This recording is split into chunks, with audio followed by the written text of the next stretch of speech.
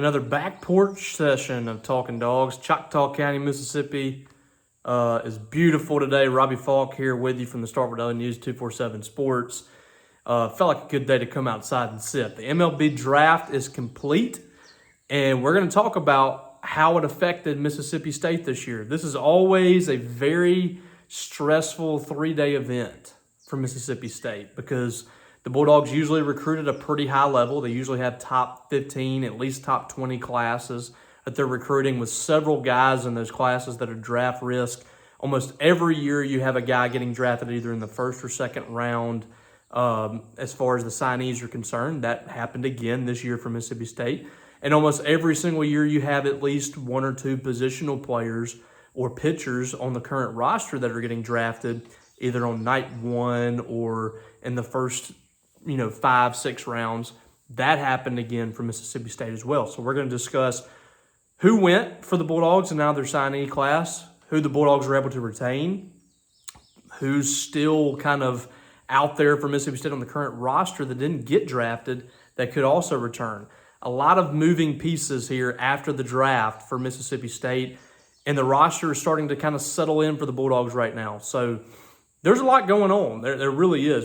Chris Lemonis and his staff are working tremendously hard to try to put together a roster that's going to be able to compete in the SEC and, quite frankly, save Chris Lemonis' job, because this year is huge for Lemonis. He's got to get a really good roster put together, and Mississippi State has to be competitive, or it could spell the end for Chris Lemonis at Mississippi State. You simply cannot have another season like you've had the last 2 years. And I believe Mississippi State still has some pieces out there that they can put together to make sure that they have a roster that's able to compete again. And there are some pieces that if Mississippi State can possibly land, they could be an immediate contender in the SEC and nationally next year. I really believe that. They can make that big of a jump. But a lot of things have to happen for the Bulldogs. So let's go to the MLB Draft. Mississippi State knew that they were going to lose shortstop Colin Houck that was in the signing class.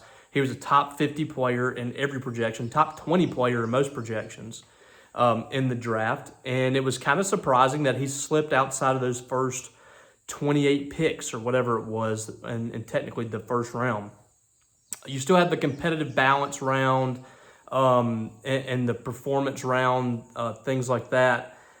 But it's technically kind of the first round still. He gets picked with the 32nd pick by the New York Mets. And he kind of slid a little bit in the draft. And a lot of that's some posturing. A lot of that is teams not able to meet the number that he wanted. He still had a relatively high number. He was not going to be that easy to sign. It was very possible that he was going to go no matter what. But he was going to have to get his money. I mean, he was a guy that he could have come to school if teams wouldn't have been able to reach it, a lot like JT Ginn. JT Ginn wanted to come to Mississippi State a lot more, and he wasn't quite as signable as Colin Houck. But at the same time, Colin was going to have to get the money, and the New York Mets were able to get it there right before the second round. So he went to the 32nd pick and was, I believe, the fourth straight season Mississippi State has had a guy out of the signing class drafted either in the first round or the competitive balance round or whatever. So they're on the right guys. Last year, they had another shortstop taken by the New York Mets and Jet Williams. Just back-to-back seasons, Mississippi State has had a high school middle infielder drafted in the first round or in the competitive balance, whatever you want to look at. Same can basically be said out of their roster players. They've had a guy drafted in the first round or second round on night one since, I believe, 2000 and I guess it would be 2020 or 2021. Yeah, 2020 or 2019, maybe. Yeah, Ethan Small, I believe, was drafted in 2019. So 19, 20, 21, 22, 23, I think that's 4 or 5 years Mississippi State has had a guy drafted on night one. Off of the roster. Colton Ledbetter was taken by the Tampa Bay Rays. Good selection by them, 55th overall. And that ended the first night of action for the Bulldogs. Same thing happened in day two for Mississippi State. They lost a roster player and they lost a signee. Aiden Smith was a guy that Chris Lemonis and company, I think they felt comfortable with. They thought they could get to school maybe 2 or 3 weeks ago. I've been hearing that's been changing over the last couple of weeks with Aiden Smith, an outfielder out of Lovejoy, Texas. I think over the last couple of weeks, it's been more possible for him to sign and go on to the next level. He's going to sign probably over slot, which I think his slot was about $530,000. The slot value there in the 4th round as he was taken by the Seattle Mariners. He's going to sign probably for more than that, but that's still a lot of money. I mean, I've seen a lot of people saying, he could make a lot more money. He could, but $530,000, even if he does sign for slot, that's a lot of money. He's probably going to be signing for more than that, which is, I think a good decision by him. He could put that up for grabs and come to school, and I think the potential is there for him to be a big-time bat in the draft in a couple of years, but probably the safe bet for him. I can't really diminish that decision. I think that's a good decision by him, a top 4 round guy, going to sign for above slot, get a chance to go ahead and start. Now, it's going to take him longer to get, he's going to be sitting in the minor leagues for a couple of years, If you're a guy like Dylan Cupp, who we'll talk about shortly, he could potentially be in that same spot as Aiden Smith or better after a couple years in the SEC. So, we'll discuss a little more what I've heard there about Dylan Cupp here shortly. But Aiden Smith comes off the board in the 4th round, and then in the 6th round, Cade Smith comes off the board, the right-handed pitcher from Mississippi State. Basically State's best starter really the last couple of seasons. And he's had some up and down moments. He's had some injuries, things like that. But I think Cade has most definitely been State's best starter. And from what I can tell, really kind of elevated his stock a little bit by going to the Combine. He went to the Combine. I think he moved up maybe a couple of rounds from his original projection. I think a great spot for him in New York to play for the Yankees. He's a guy that I could potentially see making it to a major league roster in a few years. There's a lot of potential there with his fastball. I really like the elevation that he gets on it. And I think that's a guy that, if you look up in a couple of years and you see him in the bullpen or even as a, 4th or 5th starter in the starting rotation, that's not a huge surprise. I think all the potential is there. We saw his high school coach, Mark Monaghan, who's now at Starkville. He coached him at DeSoto Central. He tweeted out yesterday, one of the best guys he's coached. And that's saying a lot. He's coached Austin Riley. He's coached Spencer Price, Cam James, Keegan James. Guys like that have come out of the DeSoto Central pipeline. He's coached some really good ones. He believes Cade Smith's one of the best. That's saying a lot. I think Cade Smith's got a good shot. We expect all 4 of those guys to sign. And if you don't keep up with the MLB draft very often, the bottom line is if you get drafted in the first 10 rounds, if you see one of your guys get drafted that early, they're probably signing. Those teams are not going to draft those players in those spots, especially how the rules have changed over the years. You lose money. You don't take those guys unless you feel like almost 100% certain they're going to sign. Now, we've seen instances where those players haven't signed. We saw it a couple of years ago. JT Ginn and Carter Stewart, 2 Mississippi State recruits in the same class, both of those guys failed to sign. And there are instances like that. I think Gunnar Hoagland was in that class as well. He didn't sign. He came to school. So you do see that. You do see players go in the first 10 rounds and they don't sign, but the percentages are extremely low. I think it's at 99% now, where guys sign in the top 10 rounds. Last year, not a single high school player went unsigned that was drafted in the top 10 rounds. Especially in high school, those guys are going to sign. And there's a very, very small percentage that don't. So just assume that the 4 guys that we mentioned are going to sign, and we will not see them at Mississippi State in 2024. You move into day 3, and for Mississippi State, you're looking for Kellum Clark. You're looking for potentially Amani Larry. You're looking for Aaron Nixon possibly to get drafted, maybe Casey Hunt. And then out of the signees, you're watching for Mekhi Grant, the pitcher out of Georgia, and Dylan Cupp, the shortstop from Georgia, who we mentioned a while ago. The only guy that got drafted out of that group was Kellum Clark, who didn't get drafted until the final round, the 20th round. There was about 10 picks, I think, left. And he finally was taken by the New York Mets. The Mets have kind of been a nemesis for Mississippi State. They took JT Ginn in 2020 when it looked like there was still some smoke out there. He could come back for another year. They ended up having the money to get him. They took Jed Williams. They took Colin Houck. We've seen him take Jake Mangum and Cole Gordon. We've seen him take Roddy Jordan. And I think a lot of that has to do with Jet Butler, who played for Mississippi State in the late 2000s, was on that 2007 team that went to the College World Series, played third base for Mississippi State. He's a scout with the Mets, has a great rapport with the staff here. He's in Starkville a lot. He recruits scouts Mississippi State heavily. I think that has a lot to do with it. He's taken several guys over the last few years from Mississippi State or from the signing class. So I think Jet Butler probably has a lot to do with that. But Kellum Clark goes late. I suspect he's going to sign. He's 22 years old. He turned down the MLB draft out of high school in 2020, decided to come to school. He had a good career here at Mississippi State, batted over 270, I think, in his career. He got better and better as a hitter each and every year. There's a lot of, from a scout's perspective, the swing and miss is pretty high. The percentage of swings and misses there, I think, is 26%. Strikeout rate. So the strikeouts are relatively high. Now his batting average has gotten better and better every year.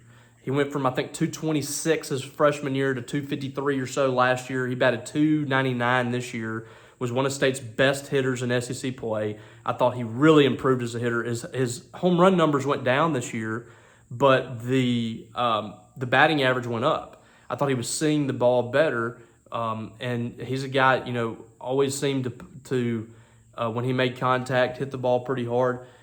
So it looks like this is probably going to be it for Kellum Clark. I came into the draft believing that if he got taken at all, he was probably going to sign. 22 years old, there's just not a whole lot of room to improve the draft stock going in the next year as a senior that's 23 who has no leverage. So it would be a smart play, I think, for Kellum to probably sign. And so that, to me, you're going to lose 3 roster players. You're going to lose 2 signees. But to me, it was a win for Mississippi State in the draft. My opinion, I think Mississippi State needs Amani Larry back. I think Mississippi State has to have Aaron Nixon back for, one of those bullpen pieces. So if you're able to retain them and you don't lose them as undrafted free agents, I think that's a mega win for Mississippi State. You didn't expect to get any of the 3 guys back that got drafted. So throw that out the window. You didn't expect to get Colin Houck. You had a very low percentage chance of getting Aiden Smith. So you really have not lost anything that you expected in 2024. So now you kind of step back and look at the roster. If Amani Larry comes back, you've got a 4th-year player that I think is really good at the plate. He batted 287 with Mississippi State in his first year in the SEC.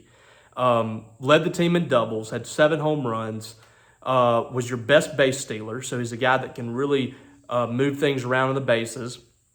And a guy that's going to hit around 300, probably, maybe even better as a senior, and has power. So on top of that, you got the possibility of having 2 middle infielders and Larry and David Mershon that have now played a year in the SEC, coupled with one of the best shortstops in the draft in Dylan Cupp. So anyway, I think that's huge. You go from, having some question marks there in the middle infield with a 2nd-year starter in David Mershon and possibly a true freshman at shortstop and Dylan Cupp. Now you got some options. Now you have the ability to, if you want to, kind of bring Dylan Cupp along slowly. You don't have to throw him into the mix right away. He can kind of work his way into that. You have that opportunity now. I think that's huge for Mississippi State. On Dylan Cupp, he was a top 70 guy for most projections. He was a guy that could have gone in the 3rd or 4th round, maybe even earlier. Very, very tough sign for teams. This is a kid, I've talked to Dylan a lot. I kind of know the makeup of the kid. He and his family want him to come to Mississippi State. If there was a number that a team could hit, they would have taken it. But from what I understand, talking to some sources, after the first day ended, he didn't go in the first 2 rounds. He was adamant he wanted to stay in school. So there was no listening to any other offers. There's no telling what other offers there would have been out there, but he was not interested in those offers in the next 7 rounds or so. And I don't think anybody would have been able to hit his offer after the 10th round. So really pumped. He is really pumped to come to school. He's already here, by the way. He and the rest of the signing class was in Starkville in the first week of July last week. So they're already on campus. He's ready to go. He's ready to play. Hopefully, I'm working on trying to get him on YouTube. You guys can kind of see that personality. I mean, he's got a great personality. A guy that you will run through a brick wall after you hear him talk about how badly he wants to play at Mississippi State. He knows how important baseball is here. He knows that he can become a legend at Mississippi State. And he knows in 3 years, he can look up and be a first-round, second-round draft pick. He's got those tools. I think it's a guy that can really defend, great defender there at shortstop, second base. I think he can even play third base, wherever you want to put him. And the bat, I think, is going to play too. He had a good season at the plate. So it's going to be interesting to see what he does. But this is back-to-back classes now. You've gotten at least one really good positional player to come to campus that could have gone pro. Last year, Dakota Jordan and Ross Highfield and David Mershon, you got 3 of them. And this year you have Dylan Cupp. And you're adding in other guys. Nolan Stevens, he pulled himself out of the draft before the draft even began. That's a guy to really watch. I don't think we've talked about him enough because there's been questions about where he ends up. He can play first base. He can play outfield. I think his highest potential is as a left-handed pitcher. I know he wants to hit, so maybe State gives him the chance to do both, but I think you need him to pitch. And that's a guy in a couple years, he might be a first-round draft pick with how he can throw the baseball. So you get him to campus, and then you get all the guys that haven't been talked about as far as the draft's concerned. On top of that, Mekhi Grant, 3 weeks ago, I didn't think Mekhi Grant was going to make it to school. And he turns down the MLB draft to come to Mississippi State. He's going to help you next year on the mound. So it was a real win for Mississippi State 2 years in a row with the signing class. They had a top 10 signing class. Now, they lost 2 of their top 3 guys, so that signing class is going to drop a little bit. But in my opinion, still a top 15 class. It's still a good class that you've kind of stacked with a really good class. Last year, there was a top 5 class nationally. And now you're starting to look, I mean, let's be honest, you kind of look at this roster, and there might have been a couple of misevaluations. There might have been a couple of guys that didn't develop how Mississippi State hoped they would. When you look in there, you only got 3 guys drafted. That tells you that the upperclassmen might not be up to snuff for Mississippi State. So now I'm looking at this last class, this top 5 class that I think is going to be the MLB draft's going to show was really good. And this one, I think you're going to see some guys come out that are going to be really good as well. So, it's really going to be interesting to see how all this plays out. What's Casey Hunt do? What's Amani Larry and Aaron Nixon do? That's really going to be a key for Mississippi State moving into the offseason. I guess into the fall. We're in the offseason. And then what else do they add in the transfer portal? This transfer portal is so big. There's guys that I think State was waiting out to see if they got drafted or not so they wouldn't be in the same position that they were last year with a guy like Bill Knight from Mercer that ended up getting drafted.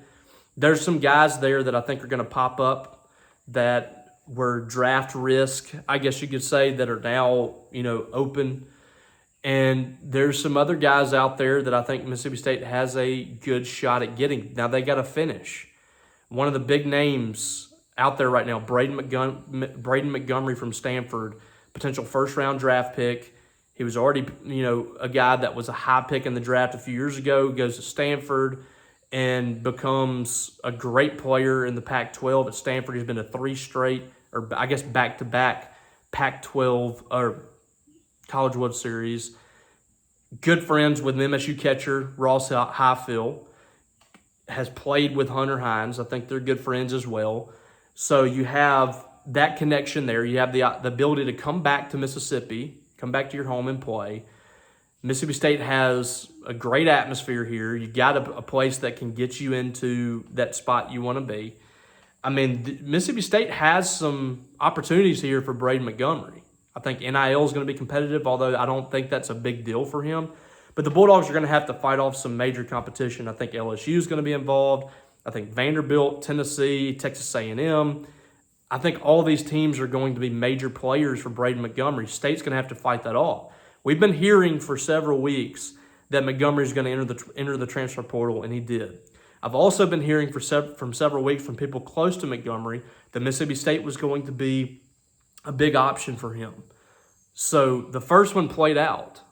We knew that he was going to enter the transfer portal. Those same people have said that. Now we'll see if this second one plays out. I believe it will. And we'll see if Mississippi State's able to follow through and get that. I think it's a battle they have to win. I think Chris Lemonis has got to make this happen. I think they've got to go out and get 2 or 3 really good pitchers as well. And if all those things fall in line, and that's a big if all those things happen for Mississippi State, Chris Lemonis has no excuse not to do some big things next year. This roster is much better than people think. And these pieces that could be added can really put this team over the top. There's a few holes to fill. But Braden Montgomery instantly makes this one of the best offenses in the country. And then you add in the fact he could pitch for Mississippi State, and that's not his strongest suit, but he's a guy that can really deal it. He's a guy that can pitch. He could help you there. You add in a few other pieces, a Luke Holman from Alabama. I think that's a guy that's really big for Mississippi State that they really need to get. Could be a Friday night starter for them in the SEC. I think could really take them to the next level. These are things that save Chris Lemonis' job and that save Mississippi State and makes Mississippi State a player again in the SEC. Fans want it. This fan base really cares. And I think that's shown by the reaction that this team's got in the last couple of years. This fan base is still, the reason these people are so upset is because they care. And I think, we'll see if Mississippi State's able to follow through and bring this team back to where they need to be. But the pieces are there. I really like the current makeup of this roster as it is. I think that it needs to have a few more pieces. I don't think that the roster as is going to be competitive enough. But I think with the pieces that we're hearing, it can be. So stay tuned for all that. I hope you guys have enjoyed this little tidbit here. 22 minutes, I guess. It's not much of a little tidbit, but we wanted to kind of break down where things were for Mississippi State and where they're going. We'll be stopping in throughout the rest of the summer for any kind of updates regarding Mississippi State sports, so stay tuned for that. If you haven't subscribed to this channel, please do. I would love to have your subscription, and anytime that any of these videos pop up, you'll be alerted to that. You'll be able to go through and watch those videos. You'll be able to join me on my live stream that I have every now and then. Of course, it's free. I mean, it's not going to cost you any money. So make sure to subscribe if you haven't already. Share this video if you'd like to as well. I'd appreciate that. But other than that, I appreciate you guys for tuning in as always. Hope you guys have a great rest of the week. We'll catch you down the road.